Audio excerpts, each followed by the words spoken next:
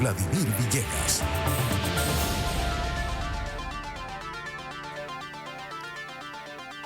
Bien, 4:40 aquí en Unión Radio y continuamos con nuestra programación. Vamos a darle la bienvenida a la doctora María Montoya. Ella es especialista en migración y hemos visto que hay mucha gente ahora optando por el llamado parol humanitario, ¿no? En primer lugar era noticia hace unos meses la ida de Venezuela, hace unos meses y un buen tiempo, la ida de venezolanos a través del Darién.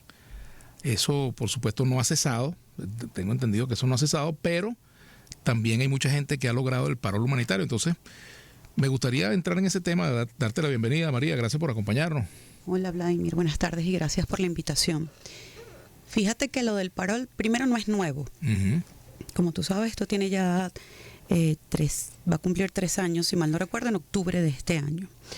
Sin embargo, había estado como que detenida la autorización del parol, o se está demorando más de lo que se estaba demorando en un principio cuando fue autorizado este proyecto y cuando fue autorizado el aprobar el ingreso de venezolanos por vía aérea a través del sistema del parol humanitario, que no es más que tener un sponsor o un patrocinante en Estados Unidos que se responsabilice económicamente del solicitante durante un mínimo de 2 años, un máximo de 2 años, no tiene ningún otro beneficio. Es decir, con el parol humanitario, el que lo solicita no quiere decir que después puede cambiar de estatus migratorio, saltar a otro tipo de visado, sino que solo son 2 años y ya. Pero tiene permiso para trabajar, por ejemplo. Sí, tiene permiso para trabajar. Y lo otro que pudiera ocurrir, que sé que también hay personas que lo han hecho, que han recurrido a nosotros buscando asesoría, es que esperan el vencimiento del parol y luego se acogen al asilo político. ¿Sí? ¿Eso es posible hacerlo? Sí, pero ¿cuál es el tema? Que por ejemplo, ahorita se está manejando por el CBP One, que es una aplicación por la cual se solicita la cita para entrevistarse con los funcionarios de migración de la UCSIS. Sin embargo, ya estando en Estados Unidos, tienen que ir a reportarse. Esto no quiere decir que los van a dejar detenidos, ni mucho menos, pero el panorama es diferente. Es decir, la forma en la que yo solicito la aplicación al asilo es distinta. Ajá. Ahora, en cuanto a las condiciones, ¿te pueden aprobar el parol humanitario y llegar a Estados Unidos y de repente te pueden devolver por alguna situación? Hemos visto, sí, han habido un par de casos aislados, creo que han sido 4 personas solamente, que le han aprobado el parol, salen de Venezuela, hacen un vuelo de escala y en la escala, cuando tratan de tomar el siguiente vuelo, les dicen que el parol fue rechazado.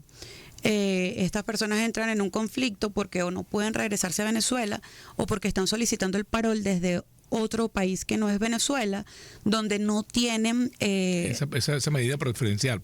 No tanto la medida referencial, sino que no tienen estatus migratorio en ese país. Okay. Entonces quedan como en un limbo porque están en tránsito dentro de un aeropuerto y no pueden ingresar a ese país, pero tampoco quieren regresarse a su país de origen.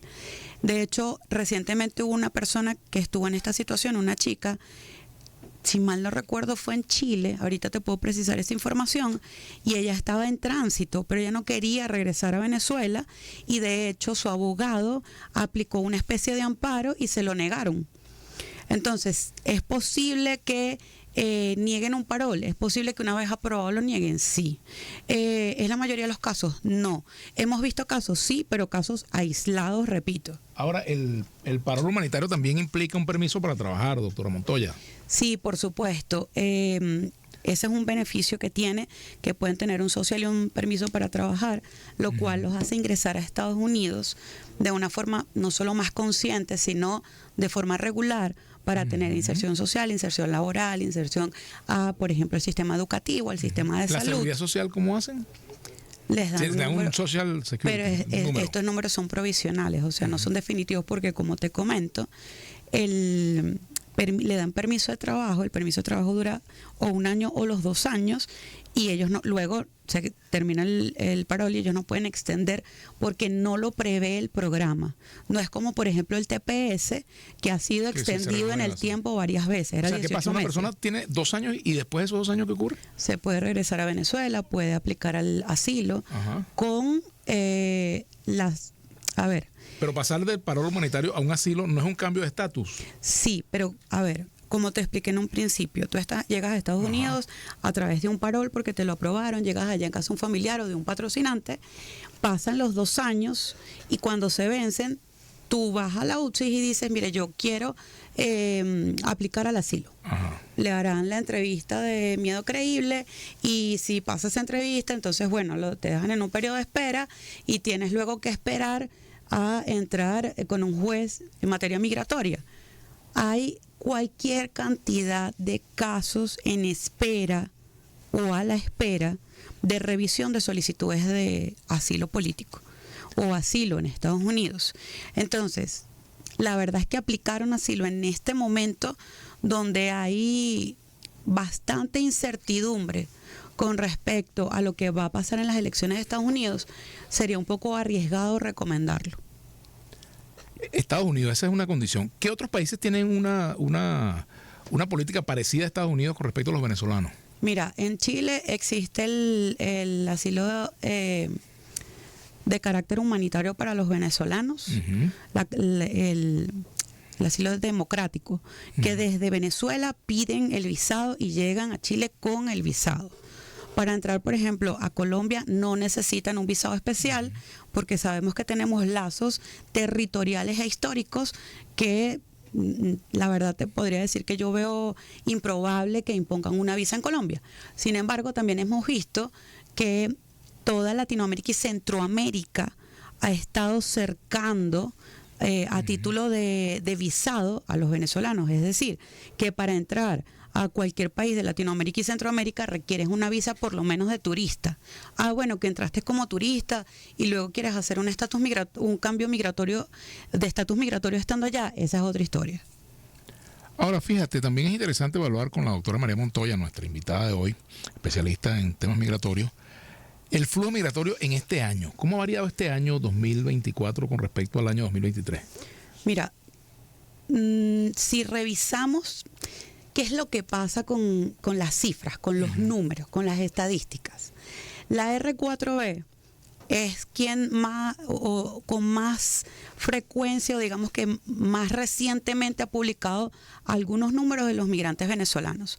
Pero esos números tienen discrepancias, por ejemplo, con los censos que realizan en algunos países de acogida con respecto a los migrantes venezolanos.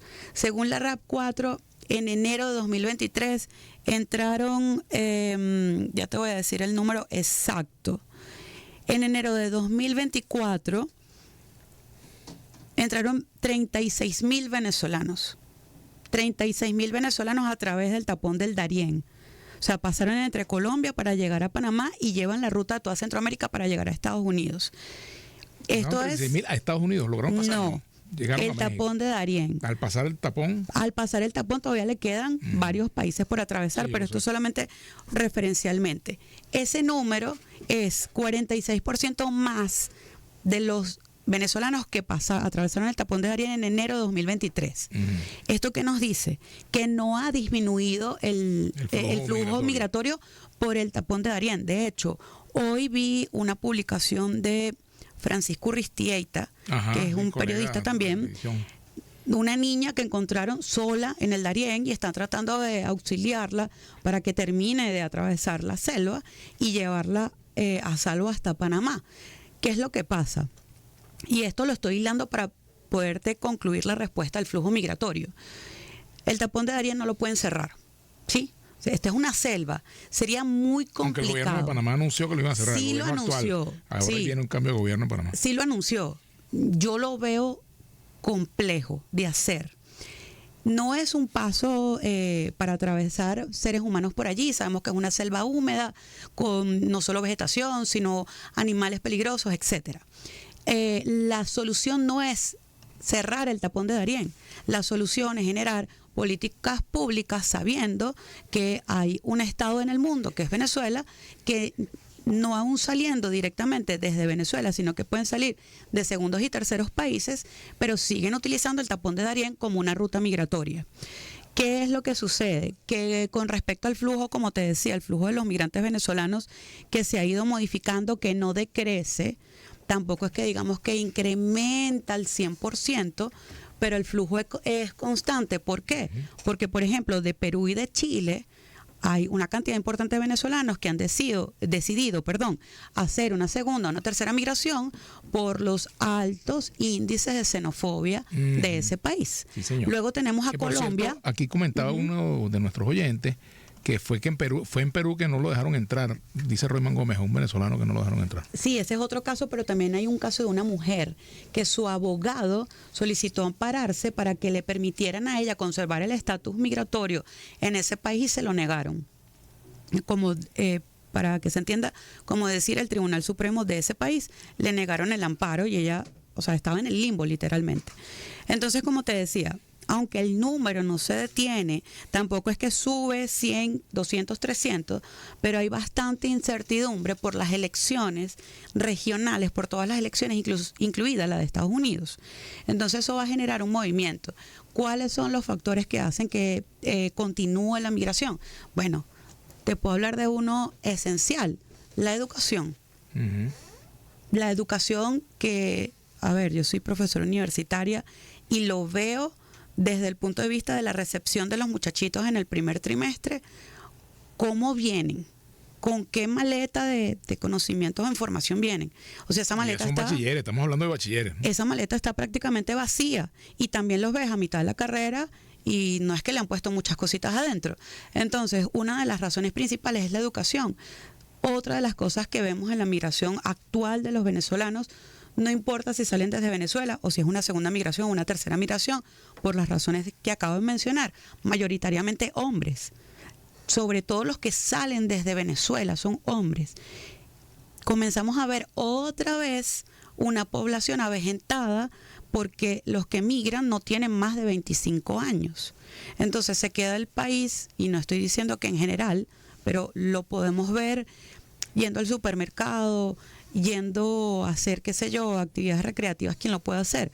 Hay más mujeres, niños y quizás adultos mayores, caballeros, y menos hombres jóvenes en el país. Ahora, yo he visto encuestas donde estamos conversando con la doctora María Montoya, especialista en el tema migratorio.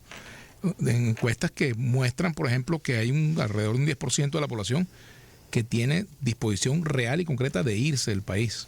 Sí. Y algunos de ellos supeditan esa decisión al tema político y otros no.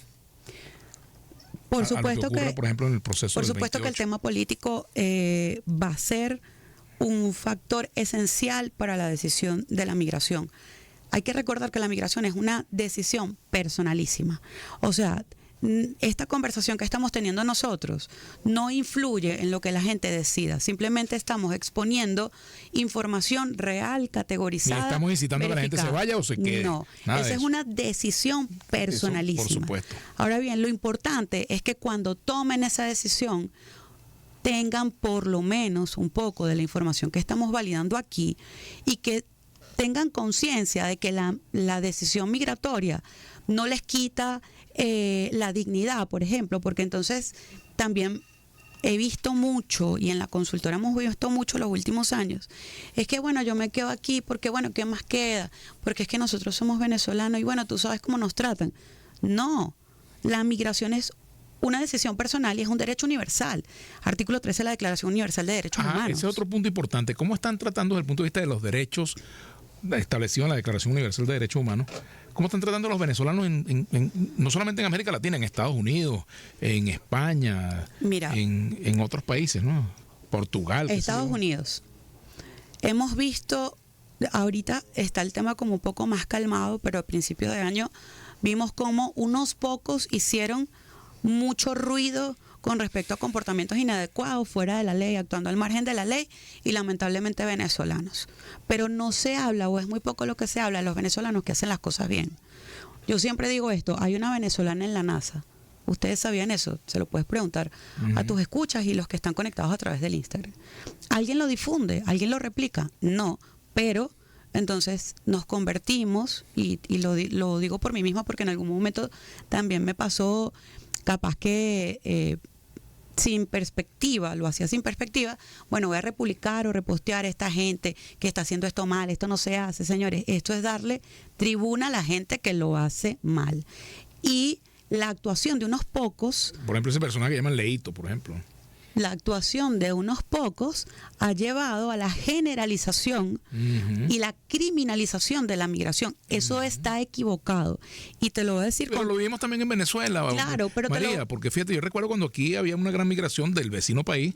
Bueno, aquí estigmatizaban a todo el que era del vecino país por alguien que cometió un delito. Qué bueno que lo dices, porque es eso que tú acabas de decir. Muy pocas personas lo dicen. Mi mamá era colombiana. Mi mamá llegó aquí al final de los 70, 78, 79. Y ella me contaba. Sin embargo, esa señora se murió hace poco y su país era Venezuela. Y ella lo defendía a capa y espada. Pero lo que tú dices es cierto. ¿Qué es lo que pasa? Que en ese momento no existía el Internet. Y la viralización de la información no existía y el de boca a boca no funcionaba tan rápido. Había una generalización en la criminalización de la migración de los colombianos, por ejemplo. Sí, es verdad. Habrán personas que digan, no, eso es mentira. No, es cierto, pero también el país tuvo mucha apertura. Eso sí hay que decirlo, que a diferencia de del trato que reciben los venezolanos en Perú, por ejemplo, en Venezuela pues se le dio siempre cabida. Yo soy hijo de una migrante, imagínate tú, por Dios. Yo soy hija de 2 migrantes y este país tuvo mucha apertura para la migración desde cualquier parte del mundo. Y cualquier cosa que hubiera sucedido, hay una población de migrantes importantes de segunda generación que han partido de aquí, pero porque las bases las tuvieron de sus padres que vinieron migrando en los 70 y en los 80. Eso es importante decirlo.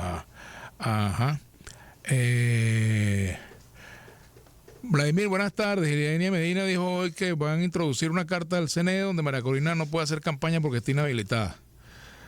Bueno, ya comentaremos ese tema, ya lo comentaremos, pero eso no es conmigo. Eso no es con María Montoya. Pero hablando de la Asamblea Nacional, quiero decir, perdóname la interrupción, María, el debate de la Asamblea Nacional sobre la ley que va a regular la actividad de las organizaciones no gubernamentales fue diferido para la próxima semana, lo cual, bueno, da chance para que quizás revisen, le metan cabeza fría a ese instrumento jurídico, ¿no? En estos días de precampaña electoral. Continuamos conversando con la doctora Montoya. Para adelante. Retomar lo que estábamos hablando de la decisión migratoria, decíamos que el factor político, por supuesto, que influye. Y en este caso influye por el tema de la desinformación, por el tema que muchos migrantes que están fuera del país no van a poder ejercer su derecho al voto. Porque los que están acá y toman su decisión, como tú lo dijiste, yo me voy, también lo hacen pensando en que el país va a depender de las elecciones. Y eso es un pensamiento que lo puede tener cada quien, porque aquí somos librepensantes y todo el mundo puede tomar su decisión en base a lo que crea. Pero ¿qué es lo que yo veo desde acá y teniendo tantos años trabajando en esto? Que la migración ha sido una bandera política los últimos 6, 7 años. Todo el mundo utiliza la migración venezolana como una bandera política. Petro, cuando estuvo en campaña política antes de ganar las elecciones, ofreció villas y castillas a los venezolanos, ¿sí o no? ¿Sí lo dice de Trump? También tuvo ofrecimientos cumplidos o no. Todos los políticos. Y ahora le echan la culpa a los venezolanos de lo que pasa. Y ahora, de ahora hay un enfrentamiento de factores políticos en Estados Unidos con respecto a la migración venezolana. Pero a ver, Estados Unidos es un país construido sobre la base de población migrante y no solamente venezolana. Fíjate, aquí nos dice José Díaz, si Maduro gana me voy en lo personal, ok. Neumann Gómez dice, Vladimir, es fuerte conseguir trabajo en Chile, no hay una política clara hacia los migrantes que entramos por pasos no permitidos. Bueno, ese es un problema. Ese es el problema. Ese es el detalle, ahí está el detalle, como diría Fíjate que Cantinflas. voy a tomar el comentario de tu oyente, que gracias por el comentario. El entrar a cualquier país de acogida por pasos no autorizados. Hay personas que se van, obvio, sin pasaporte. Hay otras personas que se van solamente con la cédula de identidad. Hay otras personas que se van con niños sin siquiera el acta de nacimiento. Y eso es un problema que entonces se queda del otro lado, porque le estás dejando ese problema es al Estado receptor. Y eso son cosas que no vemos. Tenemos que hacer una pausa y al regreso continuaremos conversando con la doctora María Montoya sobre este tema tan importante como lo es la migración. Bien, 5 de la tarde en Entre Líneas y ya regresamos. Entre Líneas. Una visión crítica sobre lo que está sucediendo en el mundo. Vladimir Villegas.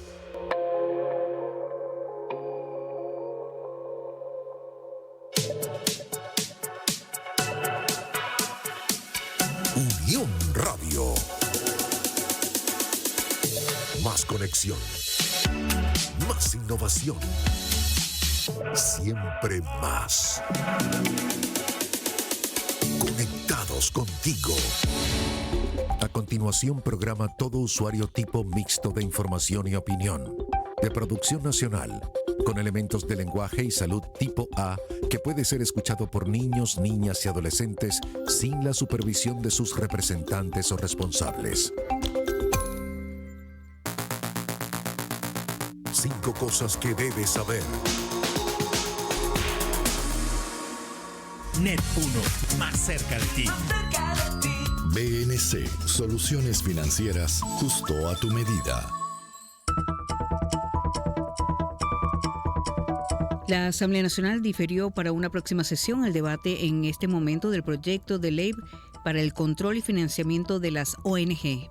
3 delincuentes venezolanos presos por traficar drogas y armas en Colombia. Se les vincula en el vecino país con la llamada Banda Tren de Aragua, informó la Fiscalía en Bogotá. Rectores de Barquisimeto afirman que educación online frenó la deserción estudiantil. Conductores de Mérida alertan de riesgos por falla en las vías. Una docena de muertos dejó una jornada de violencia en Acapulco, México. Ecuador retomará la vacunación contra la COVID-19 para poblaciones vulnerables y de riesgo. Toni Kroos se retirará después de disputar la Eurocopa 2024. Detalles de estas informaciones a través de nuestra página unionradio.net. También estamos en X y en Instagram somos @unionradionet. Les informó Anita Grantio. BNC App tiene todo lo que quiero. Inicio sesión más rápido con mi huella o rostro. Las principales operaciones están en el panel de acceso directo. Consulto el saldo de mis cuentas y tarjetas BNC sin iniciar sesión. Tengo pago móvil con QRS7B y además puedo registrar al beneficiario en mi directorio de forma automática. Capturo pantalla de mis operaciones realizadas y comparto. Fácil navegabilidad. Es que BNC App lo tiene todo para todos. BNC, soluciones financieras justo a tu medida. Una buena conexión lo cambia todo. Activa Net 1 Hogar y disfruta de internet vía fibra óptica de alta velocidad, televisión streaming y telefonía con minutos nacionales e internacionales. Si tienes todo en uno, es Net 1. Internet, televisión y ahora telefonía en una sola conexión. 5 cosas que debes saber.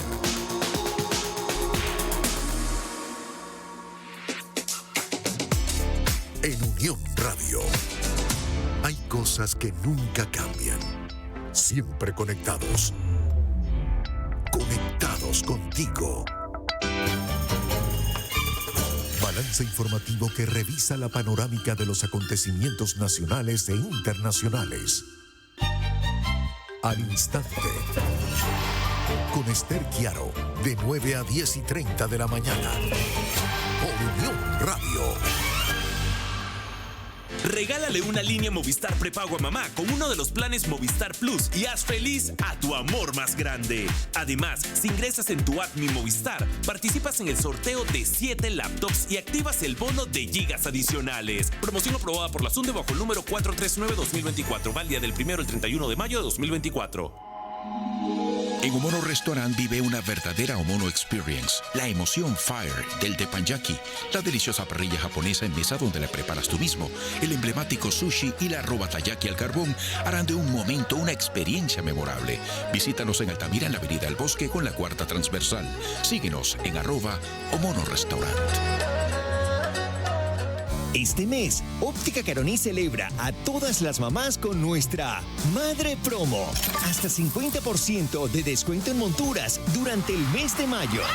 No esperes más y corre a visitarnos. Óptica Caroní.